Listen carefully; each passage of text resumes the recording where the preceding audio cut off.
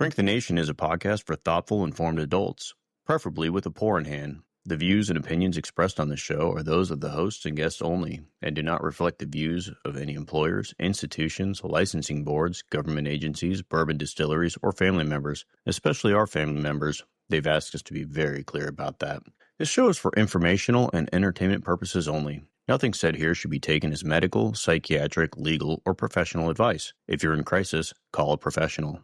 If you're mad at something we said, we suggest journaling or emailing us with civility. We're here to challenge ideas, not diagnose strangers. We're clinicians, not your clinicians. And we have the bourbon to prove it. Let's go.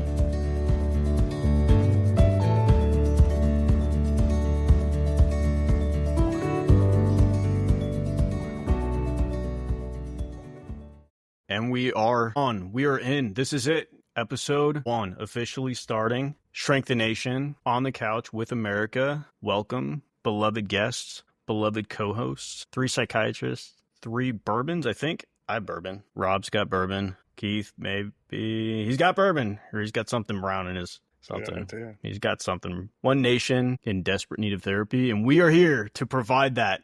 That is the goal. I'm excited. This is going to be fun. And there you go. So welcome. Welcome to everybody. I'm David. Just to give you a little rundown of who I am. 20 plus years in the military. Plus years as a physician. I am the in-house tech junkie. I'm the converter to Apple fandom. You're welcome, Rob. Mm-hmm. Sorry about that. Apologies. And today I am drinking Jefferson's Reserve, the very old Kentucky straight bourbon whiskey, a very small batch, which apparently means 8 to 12 barrels, and which is pretty cool. It tastes a lot like the other bourbons that I've had. We'll see if it tastes a lot more like them the more that I've had, but I like it so far. I'm going to throw this one over to Rob. All right. I'm Rob, 25 years as a psychiatrist, 30 years in the military. I am drinking Snake Eater bourbon, which is a small batch bourbon made in Kentucky. What is it? Very small batch? Sure. Made by the company started in 2018 by an ex-Green Beret and named after the Snake Eater moniker that the Green Berets have. It is a wheated bourbon, which I tend to avoid, but the history of the bourbon drew me in. There you go. So after complaining about the wheated bourbons, loving the rise. Oh wait, what was the percentage of corn? You didn't talk about the corn percentage. No, yeah, this one is like 62% corn. Wow, that's a lot of corn. Yeah, well, most of the ryes are in the 70s, and then you have your 10% rye and 10% barley or whatever. What percentage sweat? Because what I did notice is that there's no corn sweat, and I don't have a poster behind me, you jackass. I was waiting all week for my corn sweat poster that I did not get. I'm very disappointed. Yeah, I did some Amazon looking for a appropriate corn sweat. What's his first name? Is it David? It is David. David Corn Sweat poster for your wall. I thought it might be best suited for Keith's wall, right behind his head. For us to, again, project all of our hopes and dreams onto. Yeah. Absolutely. Well, I'll jump into it. I'm Keith, otherwise known as the Duke of Burgundy. 24 years, physician, psychiatrist, and happy to be here with my 2 good friends and see what trouble we can't get into or out of. Or out of. Well, we will do our best. Yeah. Well, welcome. Stay out of trouble. Welcome to everybody who is listening to us for the first time. If you have not had the misfortune of listening to our first couple of mistrials, go to our website. Maybe they'll be there. Maybe they won't. Maybe a professional organization or employer will have asked us to take them down by now, but who knows? We'll try to leave them up as long as we can.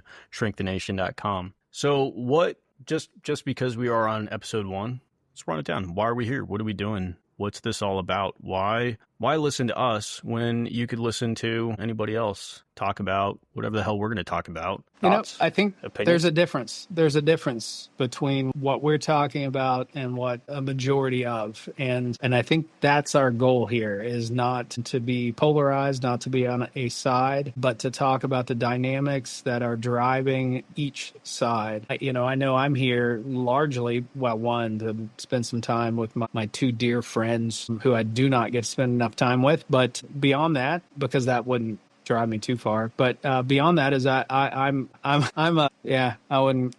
Well, fuck you. This It's Fuck not. turns you. to It's not like I'm going to go get to on an that real airplane quick. or anything. Yeah, fair enough.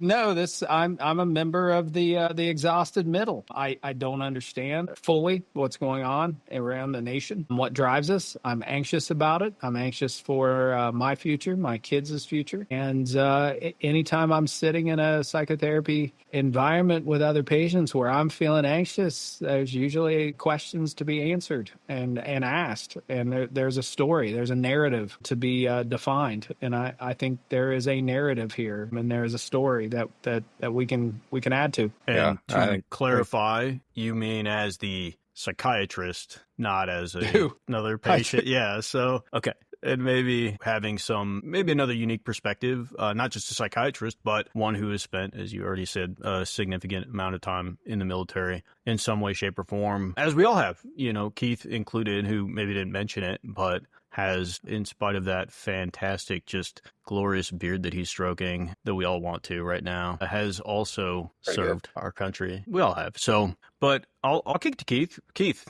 Yeah. No, what does it mean to you? I think Rob says it well. There is a pathology for the nation. This is an important time. I think when we do look back, we will look back on this as a historic time, a defining time for our nation. And my hope, in addition to spending time with two people I think a whole lot of, partners in crime and all things strategery, is to try to give a different perspective and sense of what's going on. And yeah, we're not here to repeat talking points or politic that's done by others and done well and often of limited value, but to try to give, regular people like us a sense of how to think about this, make sense through it, and how to see it through the lens of, three folks with a lot of experience in mental health and psychiatry and psychotherapy, and how does this apply to a larger group like our nation? Right.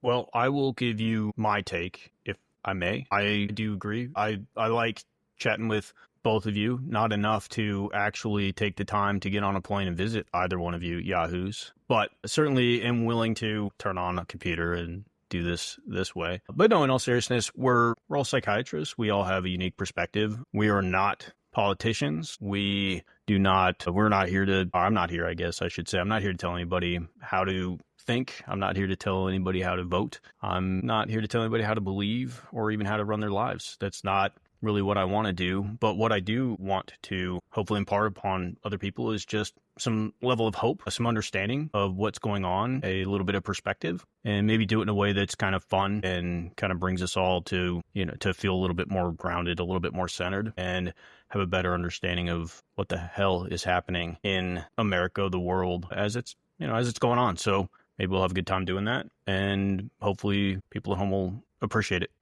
There's a couple of points there that I think deserve highlighting. One is fun. Hopefully we can have some fun with this. I enjoy you guys. I usually do have fun when we're engaged. Serious stuff. We are dealing with serious stuff, and the anxiety it creates colors our perception of it. So if we can mitigate some of that anxiety, I think we're able to understand it better. You just said collars. What?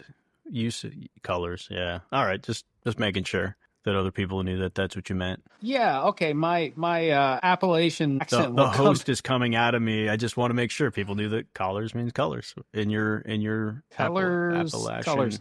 Yeah. So yes, it will color or perspective the anxiety, and then the other part of what you're saying, you've completely made me forget. You're welcome. Because you're a jackass. I am. That should be part of my intro next time. I am a jackass. No objections. No objections. But we are all here to have fun. But we are all here to impart knowledge, have a good time doing it, and help people get along. And honestly, we have means to reach out to us. We have socials. We've got them on, I think, the gamut. You got X, you got Facebook, Insta, Blue Sky, TikTok. That one was tough. I think my new mission here is to bring understanding to the Appalachian accent and do it. Acceptance to all things Appalachia. I wouldn't have guessed it from the outset when we started talking about doing this podcast, Rob, that you would be the comedic relief.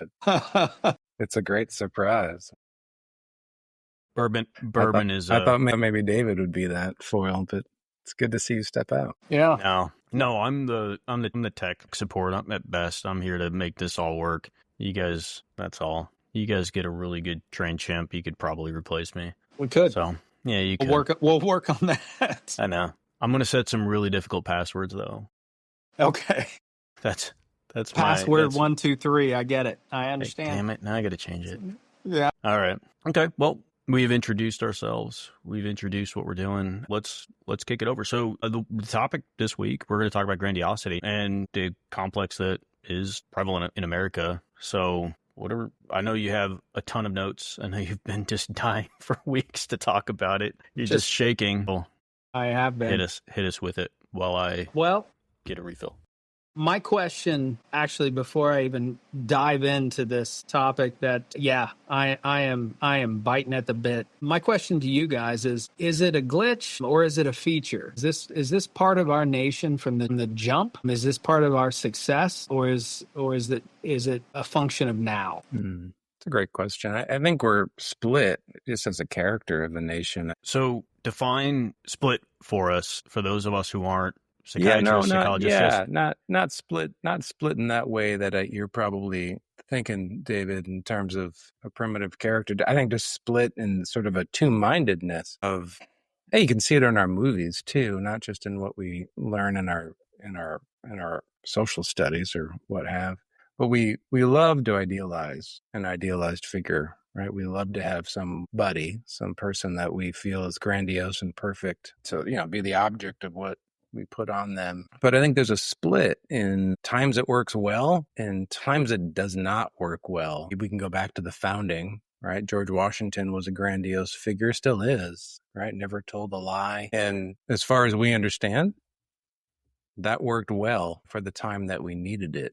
But then there's other times where there's grandiosity, where somebody has this exaggerated sense of self-importance, achievements, being capable of things others aren't, where it works well for them, perhaps, but nobody else. I think, those are the two, maybe split's not the right word, right? But those are the two flavors that we have. I think sometimes there's a happy accident of history where someone idealized with a grandiose sense of self works well for the nation, and other times where it really doesn't work well for anyone, but who's on the receiving end of that grandiosity and sometimes sociopathy, which, we can talk about later. Well, so you can go back sociopathy then. So for those of us, what do you mean? Well, how do you just a little definition? Yeah. Right. Yeah. So someone who takes pleasure in using their full sense of self, their fuller sense of self, their grandiose sense of self, and their sense of self-importance and their preoccupation with unlimited power or success, where they use those abilities. Often they're quite enjoyable to be around, quick talker, but they use those abilities to take pleasure in harming others in small ways, in large ways, in administrative ways. Unfortunately, most of the data comes out of prisons where folks that are found to be this way did crimes that maybe were easy to catch or easy to describe, like beating someone up or assaulting someone. But you also see them in the top tiers of our society where they may run companies or have leadership positions in companies, and they may get a lot of pleasure out of using their power and their sense of inflated self to, they say, fire 1,000 people or change a policy within a company or a government structure that hurts a lot of people, and they really kind of get off, on that sense. So at the core of it all, right, we could, if we wanted to, right, we could go through all the criteria that three of us know, but at the core of it, there's this need to feel pleasure at causing other people's pain through your ability, through your power, through your grandiosity, through your inflated sense of self that nobody in this moment has. And that's what I was referring to. Okay. And there's so sociopathy, there's a book, surprise, The Mask. Yeah. You need a book. The Mask. Book alert. Yeah, it's a good book, though. Mask of Sanity. That is kind of the earliest work of highlighted, and it was really just case reports of sociopaths. In modern parlance, antisocial personality has taken over the use of that terminology. So sociopathy, antisocial. I think there's a fine point between the two. But The easiest way I can sum it up is I'll hurt you before you hurt me. An individual who's that's their guiding principle. So Go you're ahead. talking about Harvey Cleckley, early book, Mask of Sanity, and then that ultimately you get then Robert Hare's kind of further studies into psychopathy, which we're not really going to get into, but the delineation between antisocial personality disorder, which is what the DSM speaks to, which is our psychiatry Bible of disorders, right? And then you have antisocial personality disorder, but then you have more of the colloquial sociopathy, which defines this kind of more broader sense, and then psychopathy, which is this more smaller subset, but much more dangerous. Interesting. I love that topic, but we'll have to discuss it later. But, and I want to be cautious. I'm not saying the United States, if I was to put a personality structure on the United States, sociopathy would not be it. I think grandiosity, which plays into other types of personality, fit.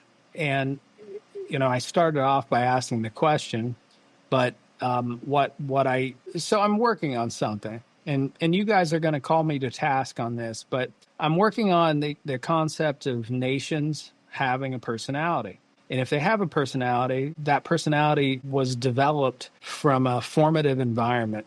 And if for the United States, what is that formative environment that led us down a road to result in a certain grandiosity? And what I'm thinking right now, as we're talking about grandiosity, I'm thinking about a WWII or WWF, whatever it is now, wrestling, professional wrestling. And I'm thinking about... Your age is showing. Okay, which is fine. My age shows ridiculously on this face. So in my thought process, it should show as well. But I'm thinking about those incredible displays of ostensibly national pride in which there is a chant that just erupts in a stadium filled with thousands and thousands of people. And it's USA, USA, USA. There's a grandiosity to that, and it serves a purpose. And my question to you, brilliant gentlemen, or not so gentlemen, is where's that come from? What started that? Why do we hold on to that so dearly? I don't think we had it for the whole of our nation. I don't know what you all think. I think there was a switch in your comments around personality of a nation, Rob. I think there was a switch around World War II when we did seem to get some, I don't know if reason's the right word, but some reason to feel grandiose about who we were as a nation. I don't think before that we felt that way. I mean, more learned folks may know more about this than me. Let me throw in a topic just to add to what you're saying. So American exceptionalism.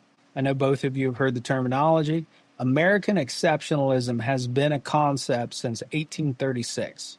And in 1836, a French guy, a political scientist, made reference to the exceptionalism of the United States. And it sort of took on its own life. And that exceptionalism was based in the fact that we were built on a revolution, that we were the first democracy, that we were built on a set of principles. And those principles were exceptional. And I'm going to agree with that. Our principles, we hold these truths to be self-evident.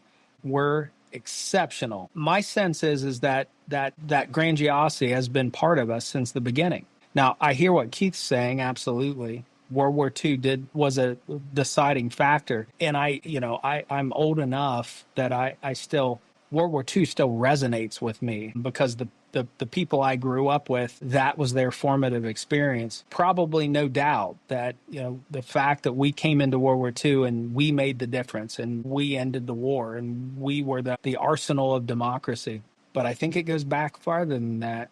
I think grandiosity is baked into the cake. I mean, maybe it's pent up demand for the grandiosity. After World War II, we had a ton of loan securities that we were able to acquire, and we became the natural resource supplier to the rest of the world across the Atlantic. I almost felt like we were sort of just waiting for the reason to, flex our grandiose muscles. I agree. We we were born under extraordinary ideals. I'm not sure we ever thought they would really work or come to any strong fruition, but when the happenings of World War II came together, we were in quite a position to leverage whatever it was that we had, and we sure did.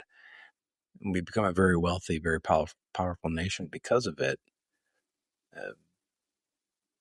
It feels like we were teetering. We got out of the Great Depression and then had the boom of the 1940s and 50s, and now we are who we are today. And it feels a little bit like a bit of a hangover in the 2020s 80 of that binge. So you're David, referencing the book that you brought up last time, The Storm Before the Calm and the cycles of 80 years. Is that what you were referencing? well, yes, hangover, absolutely.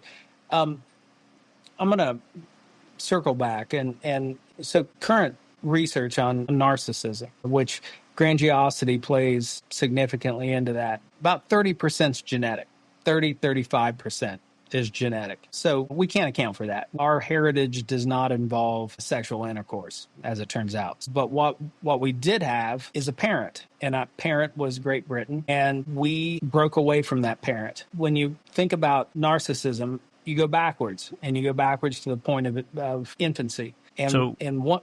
Go ahead. Define. So narcissism, I think, is one of those terms that gets thrown around, Overused. Well, not necessarily overused. I mean, I think I don't know, man. It's all over TikTok. Are you dating a narcissist? Well, my answer is probably. Are you on TikTok? That's a big. I don't believe you are. I doubt very seriously you are. My kids bring these to me. Yeah. So no, you're not. Yeah. But no, I think narcissism is one of those terms where it means a lot of different things to a lot of different people. What do you mean? Yeah. So when you're talking about it. When I'm talking of narcissism, I'm talking about a personality structure, and all of this. You got a layman's terms this for me like I'm 5. You gotta, and I've been drinking bourbon. Right. So all of us psychiatrists have our own favorite psychodynamic theory that makes the most sense to us, and largely because it resonates with us because it fits our own psychopathology. However, for me, the theory that has always resonated the best with me is the Jungian theory for personality structure. And Jung said that there are 2 great things that we have to struggle with when we're small. The first thing is fear of abandonment, and the second is fear of engulfment. So when you're tiny, you don't have to be a genius to realize the people around you can walk away from you and you will die. The people around you could beat you to death. You have no ability to protect yourself. You don't have to be a genius to catch that. And what ends up developing a personality is our ability to navigate those 2 fears, find a place in the between in which we can be comfortable. And for narcissism, what tends to happen is that their sense of protection between those things can take on multiple forms, but for narcissism particularly, it's a power complex that they become more powerful than the other being the parent, the person that's out there acting upon them. So they can do that to protect themselves from abandonment, and they can also do that to protect themselves from engulfment. I am more powerful than you. That resonates with me from a national character standpoint. Britain should have beat us in the Revolutionary War. They didn't because they had other things that they were investing in and they didn't have the resources. I'm not a historian, but to my memory, we won like 2 battles. The final battle and the Battle of Trenton, the Christmas across the river against the Haitians. Rob. Was it the Rio Grande? Across the They're the Rio Grande. But you were not a historian. I'm not. It was down in Granada. Yeah.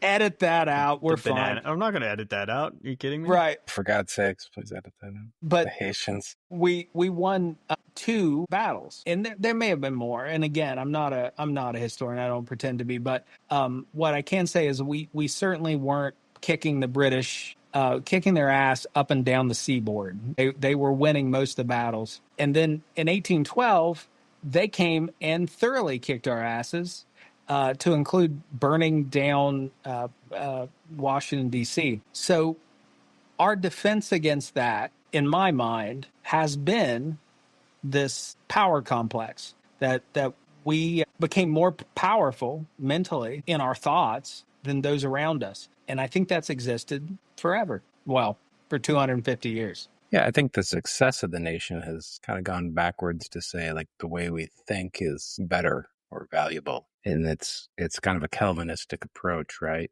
To say, well, you're successful, so the thoughts that you must have had were right, or the beliefs or the behaviors you must have had were right. And in a lot of ways, our success is a lot of happy accidents. No, I think you're right, Rob. We didn't fight the Haitians in the Revolutionary War, but yeah, there were some. Was it Hessians? Some wins. What was it? Someone help me here. It was the Haitians, yeah. Hessians? No, yeah, Hessians. The Haitians, yes. yeah. There was some good luck in Fort Ticonderoga, and that's why we won. There was some just an accumulation of happy accidents, and I think British malaise and grandiosity, right? Excessively grandiose in their confidence. Hessians. It's Hessians. It was Hessians. Well, you also think it's collar, so yeah. But not the Rio Grande. Why don't you get your collaring book out right now? And I'm blaming it on Appalachia. I'm going to blame it on your whiteness. It's okay. We all have it. Or, some more so than others. Yeah. I think we've lost all of our Revolutionary War survivors. They're not going to listen to us now. Which is luckily a small percentage of the audience. We're fine. We're fine. So America has had grandiosity built into its fibers for a long time. Clearly, that's been American exceptionalism has been there. We've had our ups, we've had our downs. We've had a lot of successes, particularly since World War II. We've been remarkably successful. We have, even the last 30 years, economically, we have had amazing success. I think Europe would be quite enviable with how successful we've been. But there is a disproportionate level of grandiosity that we are seeing now. There has been an absolute explosion in grandiosity on an individualistic level, not just America, but people. And that's been something that has been pretty well documented for a while. It's a book that goes back to 2007, The Narcissism Epidemic by, and these Twenge and Campbell, that speaks about, I think they actually call out Paris Hilton and Lindsay Lohan quite a bit in this book. But they talk about, and this was when social media was really starting to ramp up. It hadn't quite yet, but really was. But it was this escalation of individualistic narcissism. Now, not the narcissistic personality disorder that we all think about as psychiatrists, where it's causing a lot of interpersonal conflict or causing a lot of depression, anxiety, things like that. But this self-centeredness and this hyper-focus on thyself that didn't seem to be rooted, and doesn't seem to be rooted in this overarching sense of fear that somebody's going to figure out that I'm lonely or this. It's people who actually run around feeling like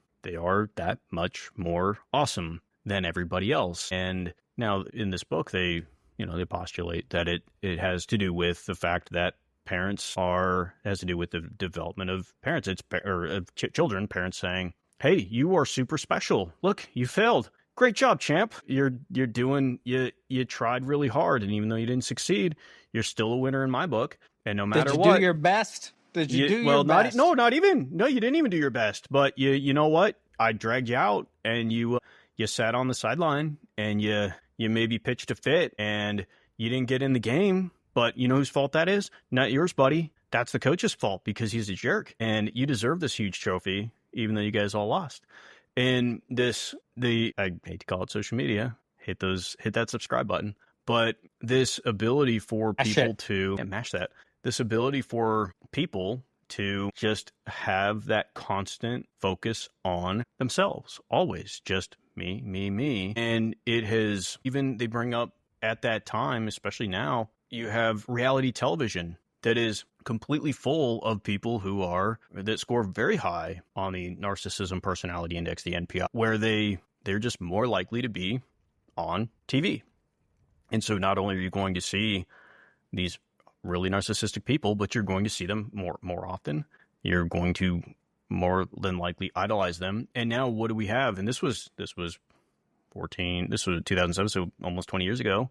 Now you have this whole group of adults who grew up in this culture where that was not just, it was normalized. It was completely normal. It was expected. And so are we surprised? No. All right. Now, next topic. Right. Solved. Moving on. No. Getting back to the Haitians, I think we need to solve that. The Annans? Are you talking about? No. Like Ellen's. I was clearly referencing the Hessians. My fault. Anyway, here's it's the moops. Here's the moops. Here's a fascinating little thing that I do keep finding myself coming back to, which is there is a national character, and it probably does stem from a formative experience nationally. Then there is the personalities of our leaders, which define the personality of the nation at any given time. And then there is also precedents that decisions that were made in the past end up carrying forward because this is the American way. And what you're talking about at this moment is accurate. That I as a child of the 80s, I can recall a time when we had field days, and if you won, you got a blue ribbon, and if you didn't, you got, I don't know, red. Second place was red, and third place was white or something. I can't recall. He doesn't remember. I did get a green one for participation once at Glenwood Elementary School. I was very disappointed to get the green participation ribbon. I don't even recall having participation ribbons when I was a kid, but that is honorable mention. Didn't call it participation. I do recall, though, that is the genesis of the self-esteem movement. And that self-esteem movement was all of you are valuable. And there's some reality to that. We want children to feel valuable. The problem is, and this is the problem with narcissism actually links back in, is that if it's not tied to legitimate success, it plays into the psychodynamics of narcissism. I am great. I am fantastic.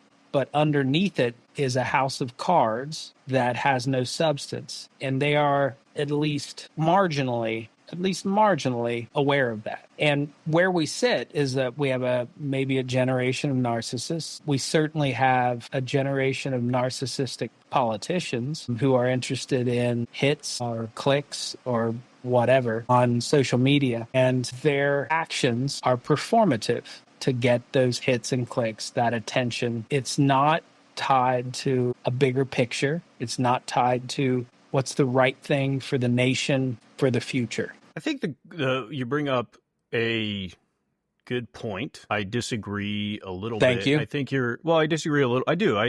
I hear what you're saying. I think you're full of shit. I agree. I don't think you're full of shit. I think part of what you're saying is correct, because there's definitely a subset of narcissists who have that house of cards built up. And then there's a subset who honestly just think they're amazing, and that's it. They really think they are wonderful and can't be told otherwise because they have nobody to tell them otherwise. And when you grow up and at 4 years old, your parents say, "Hey, champ, which car should I buy?" And the kid says, I want that one. And you go, okay, let's get that car. That kid thinks that they had a say in buying that car. And that kid shouldn't have a say in the buying of the car. But when that pattern plays out, that kid will grow up thinking that they are something quite special. And it's not a house of cards. They feel that way. But that wasn't really the point that I wanted to make. What I wanted to get at was, that's part of why I think this to say. Well, I think you're partially. No, I think you're part. I think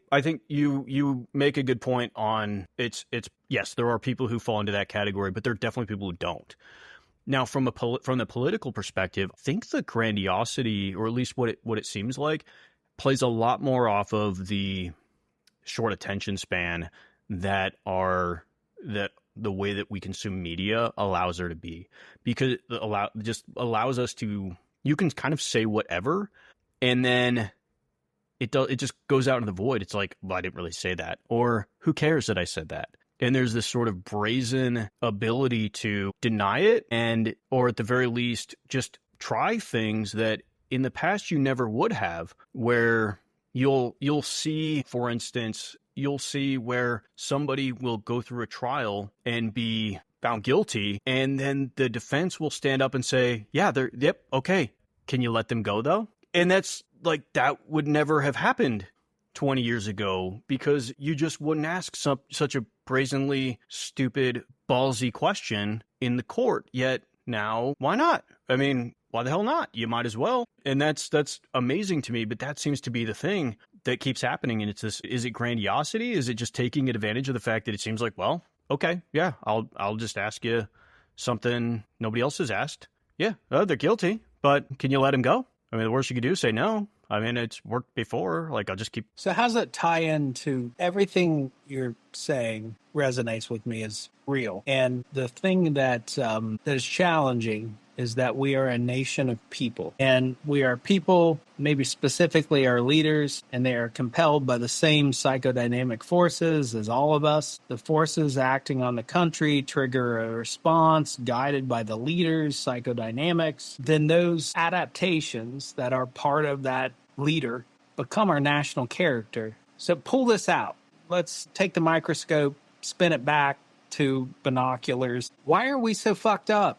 Keith. Well, well, I have the answer, Rob. I mean, I love your comment around, well, it made me think of, if there are accomplished, let's say in this argument, politicians, if there are really accomplished, really successful politicians, I don't mind loving them as narcissists. That's fine with me, right? But to your point too, I think, David, if they're not accomplished, they haven't done anything that is grandiose, that is extraordinary, that is inflated. That is the one thing politicians can do.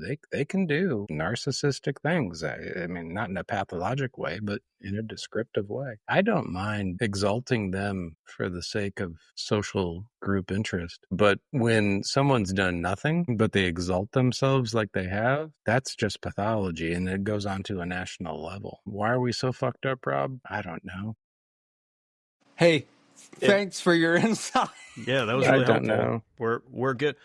Well, that's what we're here for. But I think that's just it, is that the attention span is so short that you play the damn odds. You say the big thing because if you can get the attention, it doesn't matter. Any publicity is good publicity in this environment. If you get the clicks, you got the clicks. It doesn't matter why somebody's looking at you. It's that they're looking at you. And that is what feeds the grandiosity. And what we have right now is a way to get the most eyes on you as quickly as possible. And you have a finite amount of time to do that. But everybody is walking around with a way to get eyes on you, a way to register that the eyes are on you. We can track that immediately when you click it. You can also, you can track where on the button they clicked. And so that's all you're looking for. It doesn't, you can see exactly where the X and the Y was,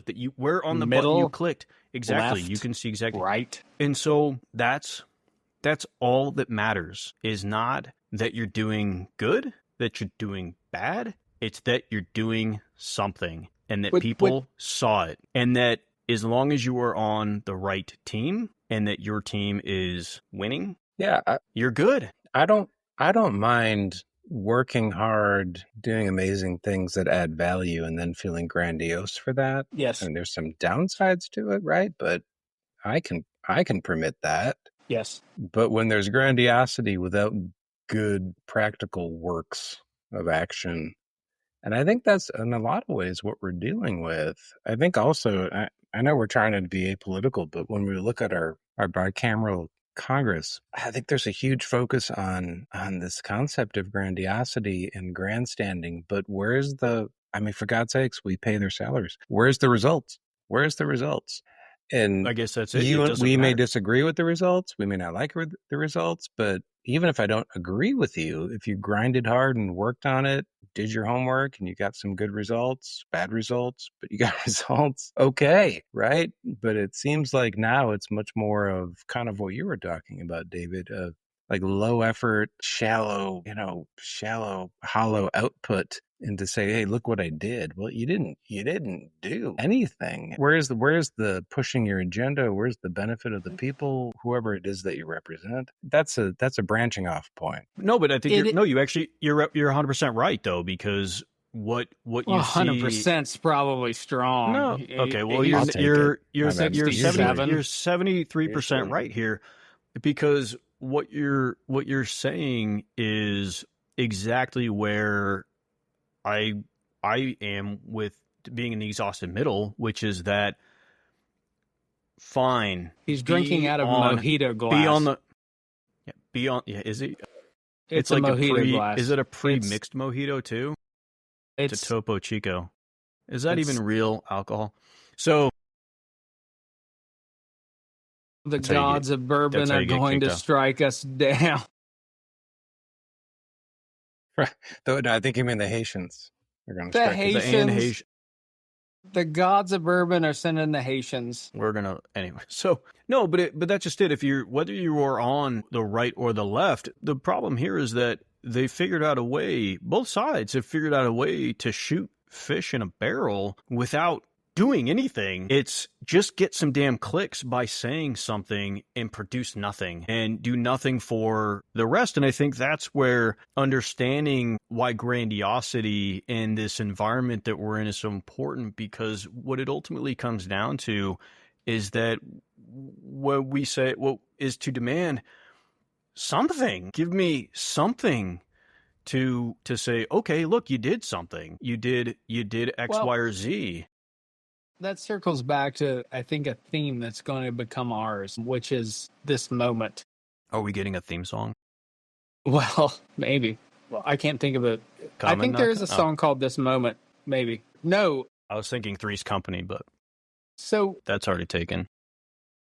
When we are engaged in psychotherapy, one of the critical questions is why now? Why right now? Why didn't you come in 3 weeks ago? Why didn't you come in 2 weeks from now? Why now? What was it that at this moment you said, I really have to go? And I think part of this moment is social media, and social media does reward narcissism and grandiosity. It rewards a meaningless action that drives clicks. And David says they can even tell you where they're clicking on the button, and I don't know what they're driving from that click. I tend to click on the right of the button. Maybe that means something. I don't know. But right now, at this moment, there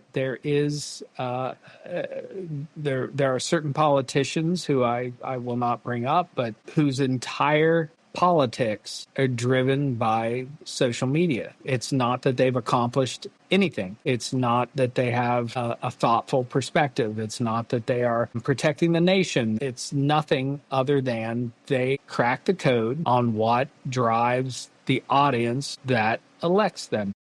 Alexander Hamilton. I mean, we've all seen it, right? I've not. What? I've not. I'm sitting here in Appalachia. The Hamilton's not come to my region, but soon the Haitians will. The Haitians. Katie barred the door. I think it made me think of something like, at the end of the day, this hasn't ever changed. At the end of the day, politics is a popularity contest. It is. And that, it is what it is, right? It is what it is. But those that win the popularity contest, who do something, even if one doesn't agree with what they did, those who do something versus just saying, I won the popularity contest, I have the clicks, I have the likes, therefore I am something and I'm powerful. That's much more of a pathologic expression of grandiosity, in our field than, yes, as let's say I won the popularity contest and then I went to work and I did these things, and then I can brag about them, whether you agree with them or not. But I'm not seeing anything from anyone out of any office that I can say, oh, look what this person did. I'm just not seeing any effort.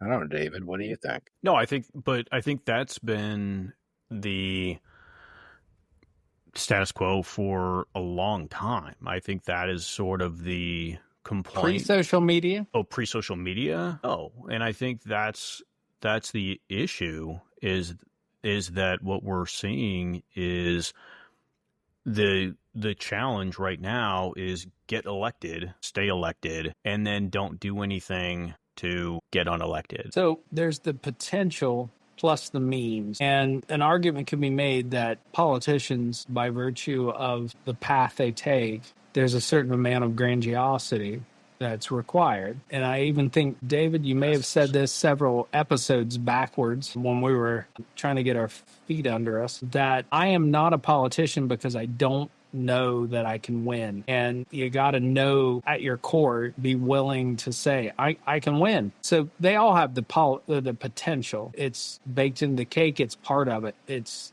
who they are. Well, give an example. I mean, here's a good example. I mean, look at the New York mayoral race.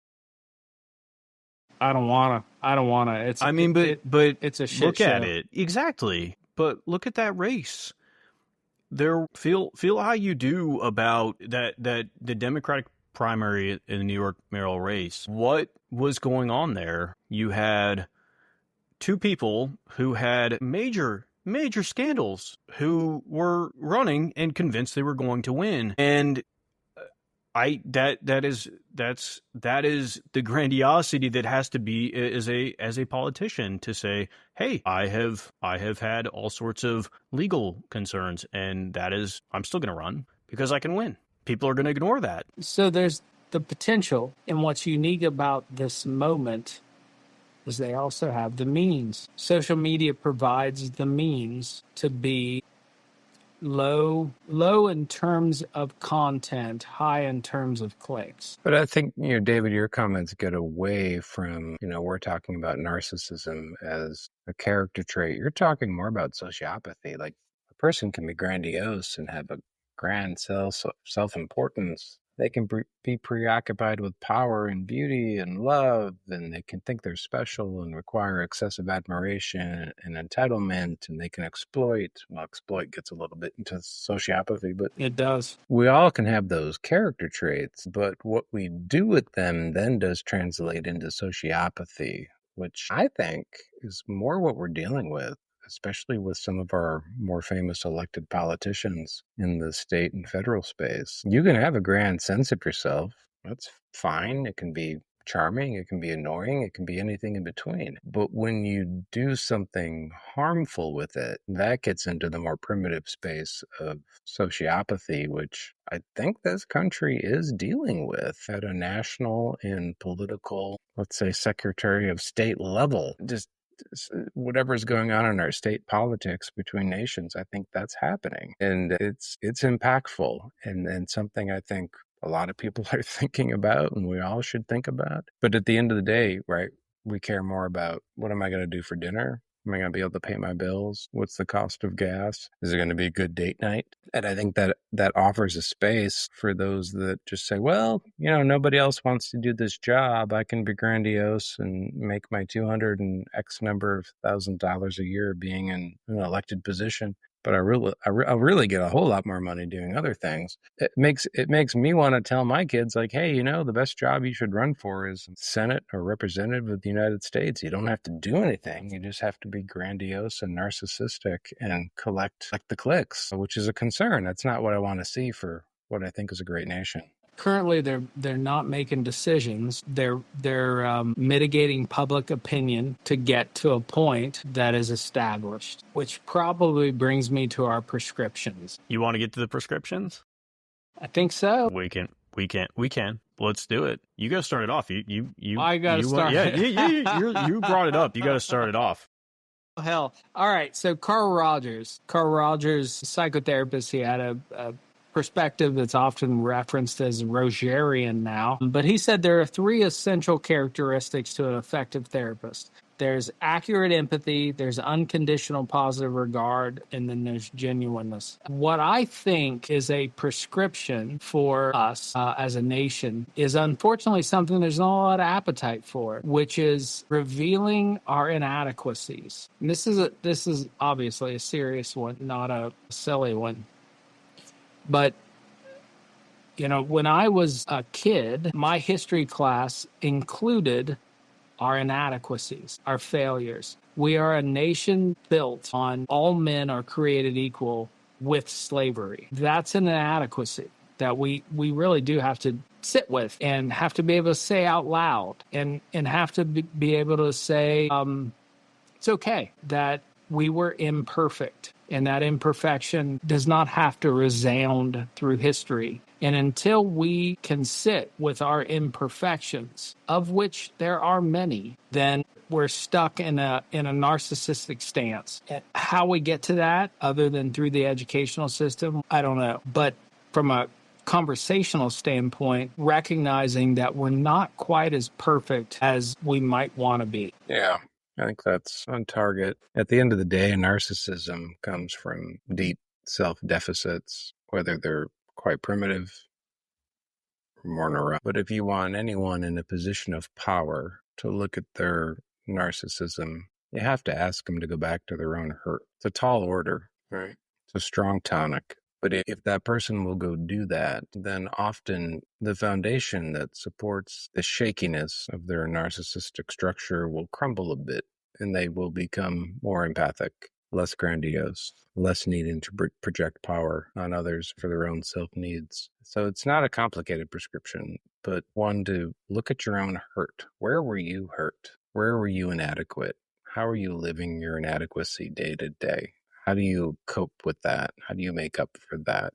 Do you still have to do it? Look at your own hurt. If a person can do that, it's not easy. If a person can do that, that's good for humanity, no matter what social system, local, large government system, family that they live in. So that would be my prescription, David. And I guess I get to do an absurd one. It's on point. Okay. On point. All right. So today's absurd prescription is that you and everyone gets to replace, my prescription is to have you replace all of your mirrors with a handwritten note that says, you are not the main character, to combat your narcissism. That is the plan. So replace all your mirrors. You are not the hero. You are not the main character.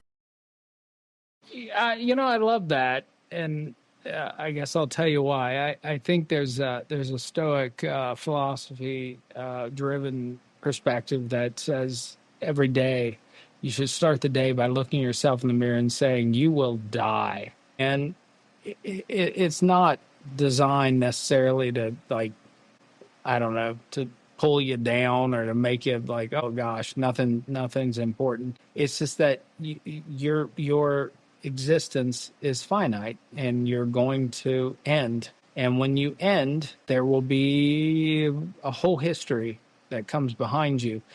One of the things that scares me in our politicians are the ones that don't seem to recognize that there's a history to come. There's a future, and that future has nothing to do with them. It has, well, at least only has to do with them, with the things that they did that didn't assist. Yeah. So yeah, let's do that. Let's make all mirrors say that. As a psychiatrist, I tend to steer clear of having my patients, tell themselves that they're going to die. But I get where you're going with that, and I like it. You should so do that.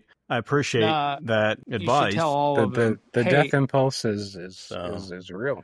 have you thought about the fact that you're dying right now? Not with this fantastic elixir, Jefferson's Reserve. This harkens back to an earlier episode, but whole Freudian death impulses drive to much of our neuroticism. That's a future episode. Absolutely. All right. So, well, for those of you who managed to stick around, thank you for doing so. We will have lots of, I think, fun tidbits. Hopefully we'll keep drinking our bourbon and keep going from there. But thank you to everyone who did listen. Please subscribe. We have our socials. We got Facebook. We've got Instagram, X, Blue Sky. We have YouTube. Shrink the Nation at Shrink the Nation is usually what it is. That's where you'll find us. You can go to our website, shrinkthenation.com. You can email us, socials at shrinkthenation.com for any comments, questions. We will start taking questions. So once we start getting those, we'll answer whatever we can if there's anything interesting. So feel free to send those out. Last comments from these two yahoos? Anything? Looking forward to Rob, the would you like to look in the camera and tell everyone that they're going to die again? Yeah, you are all Life is fun. sheep in the field in front of the butcher. Good luck with that. Okay. Yeah. Thanks for that. Keith, last words. I'm good.